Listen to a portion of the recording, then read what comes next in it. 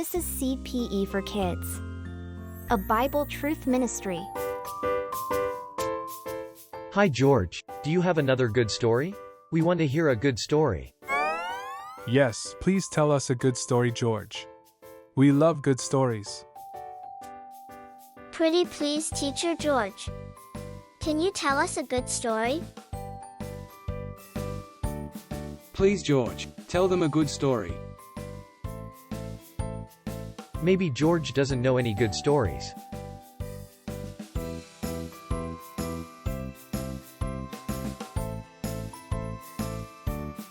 For Pete's sake, George. Tell us a good story. I was thinking, maybe you guys might want to hear a good story.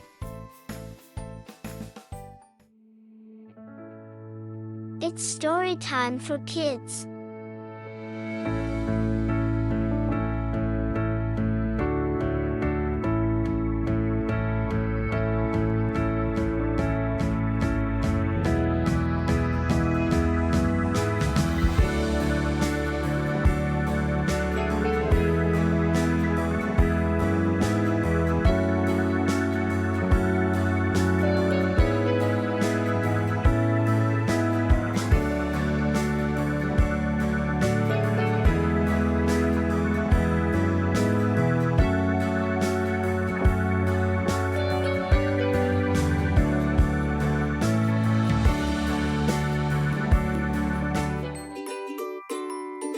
As usual, some of our characters will be pretending to be Bible characters.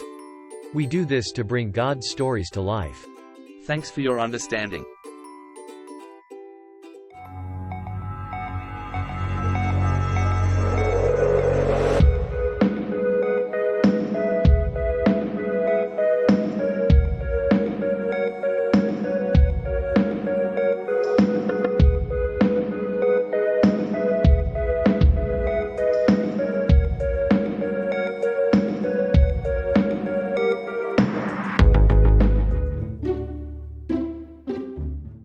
Most certainly, I tell you, one who doesn't enter by the door into the sheepfold, but climbs up some other way, is a thief and a robber.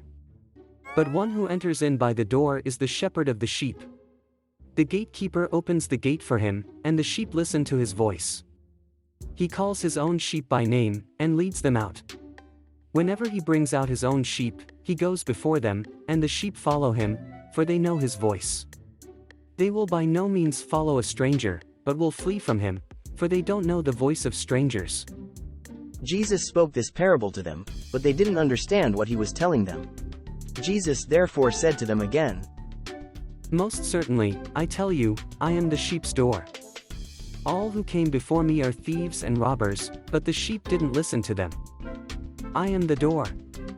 If anyone enters in by me, he will be saved, and will go in and go out, and will find pasture.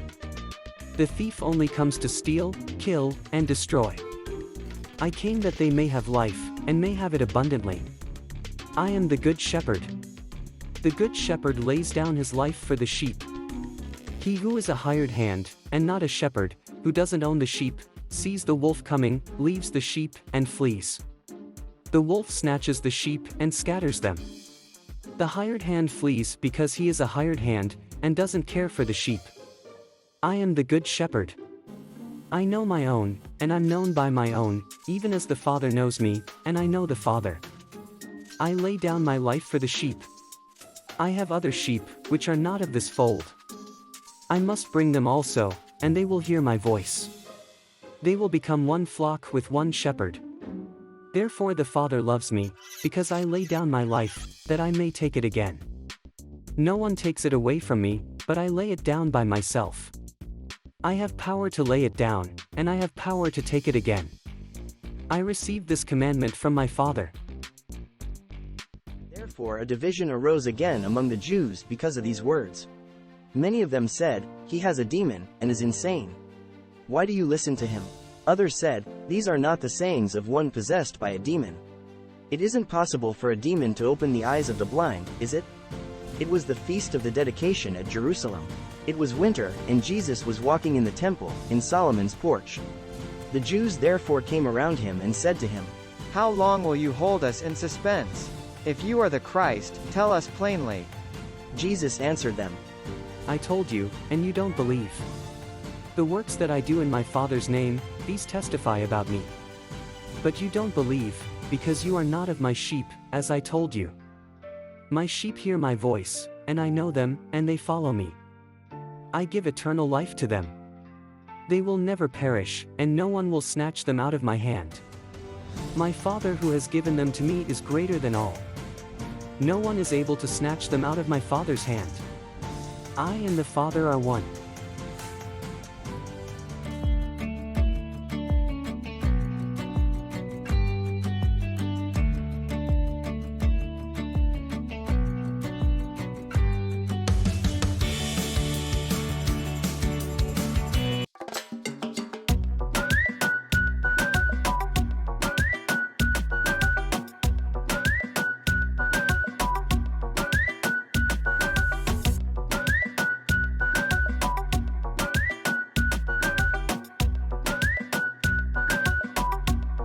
Bye bye, precious ones.